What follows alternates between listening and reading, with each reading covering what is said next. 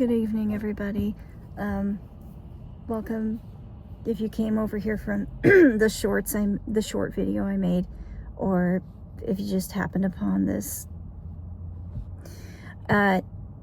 today I thought I'd cover briefly what I think about the way we view elected officials in this country and leadership. There's good sides and there's a bad side, and I want to talk a bit more about like where I think we should shift our focus. I think that we're dealing with a lot right now, but I want to bring up what the election showed me personally last fall, because we're coming up on almost a year since that date. And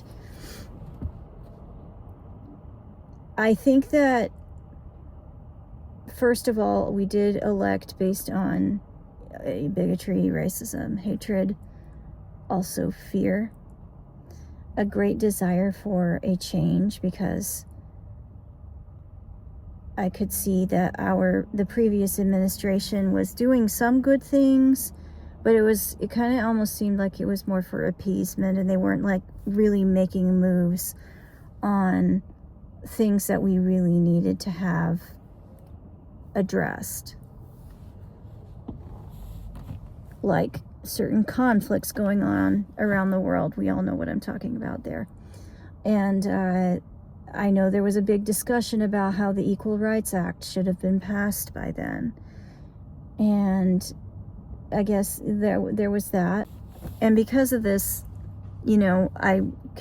some people will claim, oh yeah, I voted because the previous administration wasn't doing anything. And of course, there's a lot of division and all that. We're all familiar with that part, right? I also think that there's a lot of truth to the phrase that the current president is who America is. I agree with that. I think that side of America, that it's a big part of it. It's the dark side of America, a reflection of its massive failures and the harm that's been caused in the world. A representation of what we idolize. And it made me think about how we seem to, is the word adulate celebrities? We adore celebrities, in my opinion, way too much. And I'm somebody who had fanaticism for like certain rock bands when I was growing up as a teenager. Fanaticism is a big problem in our country, I think. And the reason it's harmful is because we place so much value on how likable and charismatic and magnetic a person is, and not enough on the substance behind the person and within the person. And substance meaning, are they selfless? Are they a selfless leader? Because you can't be a leader unless you're selfless. Do we vet and nominate people who we know will represent everyone and represent everyone's rights being protected, enforced, acknowledged, and upheld? Are we going to pick someone who's competent to do their job? These are all things that I think that we've lost touch with. And the reason that's important too is because a good leader empowers others to take initiative too. A good leader encourages people to find the leadership within themselves, to take care of what needs to be done, even if it's frightening or even terrifying or just uncomfortable. Excuse me. And yeah, we didn't pick, you know, I'm not going to say that who we had available at the time was a perfect person. I do still admire her a great deal. I do think that deep in America's soul, in the soul of at least some people who have common sense, the vast majority, I feel, who have common sense, know that we deserve so much more, and we need to get back to valuing so much more than whether the person we're electing has razzle-dazzle. Because to me, choosing and electing leaders and presidents and any sort of official based on their flash it's so imbalanced, and it leaves you open to manipulation way too easily. There's a huge difference, I think, between a celebrity and a true leader. And yeah, they can be likable and charismatic, because to me, there's a difference between like flashy charisma and the kind of charisma that actually is more genuineness and speaking to your soul and speaking to the truth and using their creative gifts, if they possess such a thing, to encourage people to wake themselves up. And I was raised to value character. I was raised to value being conscientious of others, to help others. You know, I actually am a recovering people pleaser, but I'm looking at how much we want to like the people we elect, when really we need to focus on whether they're competent and trustworthy and a good fit. And this is all obvious stuff, but you know, we've been conditioned to forget the basic things. And maybe one of the things about my channel that I like is that I sit here and I talk about basic things that people seem to have forgotten, common sense stuff. I think that the more we talk about these basic things that we all take for granted or consider to be obvious, the more we remember our own humanity and our ability to impact the world around us for good or for bad. And I think that it's just so important to remember who we are and to remember basic foundational common sense things like this. Like when I was in the military, for example, I remember encountering people who you would not consider to be civilly likable necessarily. They don't have necessarily star power quality, but oh my God, they were amazing leaders and they did the right thing. And they followed through on the guidelines set in order to be mission ready, or in order to ensure that their fellow service members and the people they were in charge of were mission ready. And I think that no matter what a person believes, if they understand that there are laws to follow, and if they understand that we have checks and balances to kind of help curtail any overreach, I'll vote for that person.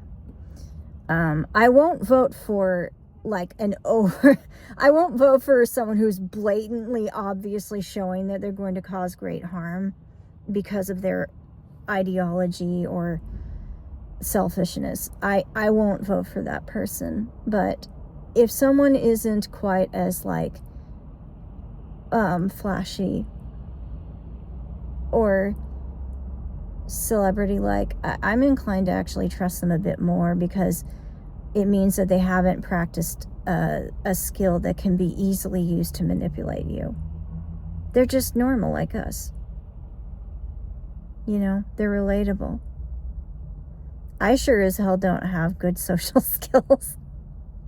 I really don't. You know, it's actually been quite inhibitive in my life. It's something I need to work on. But, you know, when it comes to the things that actually matter deep down, and protecting the things that are so important that we take for granted, we don't need someone who's charismatic. It's kind of like voting for a magician who's a master at misdirection. Because there are plenty of good people who have a lot of magnetism, and they're like really kind or really sweet, or they're very funny, and that's good. That's good. Everyone has their own traits that make them more visible and bring more joy into the world, and we should celebrate that. But only valuing that, or expecting everyone to be everything for you when it comes to electing our leaders, I disagree. I disagree with that. I think that is one of the reasons why we are in this mess. And also because we refuse collectively to address racism and, you know, the history of the United States. More and more people seem to be accepting it and understanding what needs to change. And there will always be good people, no matter what evil is present or rears its ugly head in the world. We've been through this throughout thousands of years, probably since the beginning of humanity. Who knows? But yeah, I think that we need to focus more on character in terms of our leaders, and not on whether they can win you over.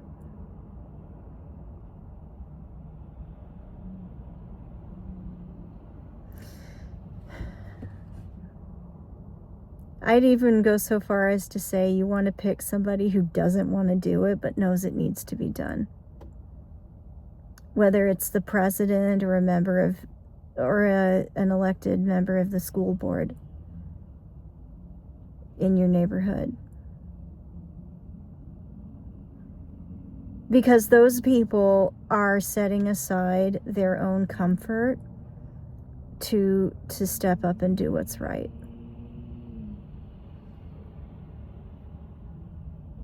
I'm not, and that's another thing is there's a line there too, because you don't want to burn yourself out or set aside your health needs or anything like that. But they are taking it upon themselves to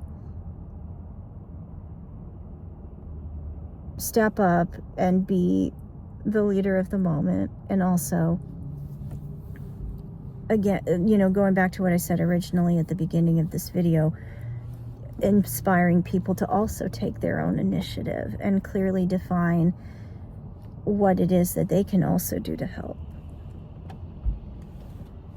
So when, with November 4th looming, and because we have November 4th coming up for special elections this year, 2025, with that coming up, I think that it's a good time to contemplate, as always, But especially now, it's a good time to contemplate what kind of people we want representing us, and if they are going to respect and honor the laws and, norms, good norms, healthy norms of respecting, enforcing, acknowledging, and honoring everyone's rights. And I like it when leaders will be honest with people too. Transparency is also important, I think, in terms of like, if there's a serious issue. I know that some leaders are afraid of like telling the populace, oh, there's a big problem right now, and then they're worried about like a panic or a revolt or something. But I think the vast majority of people really just want to fix a problem, a societal issue, national debt, global conflict, whatever it is. Leadership to me is a collaborative effort, and it's about so much more than whether you can charm people, I think. I want to pick people who are just normal, smart, and understand that no matter what they believe, they're representing us, and it's not about just them.